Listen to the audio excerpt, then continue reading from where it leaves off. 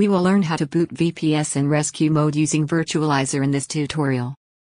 Rescue mode can be used for data recovery, to repair your OS, and for various other purposes. Click on the Manage icon of the VPS to which you wish to boot. Click to go to the rescue mode option.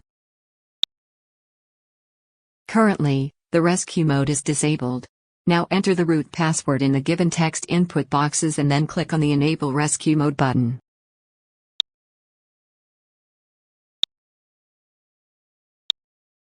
The process has been started and it can take some time to be completed. The rescue mode has been enabled now. In case SSH is not accessible, we can access our VPS in rescue mode via SSH with our root new password set earlier. We can access the SSH from VNC also. I will show you how you can access it. Let's click to open VNC and launch HTML5 VNC client.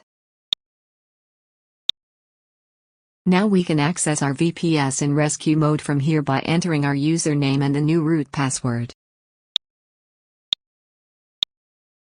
By clicking on the Disable Rescue Mode button, we can disable this mode anytime.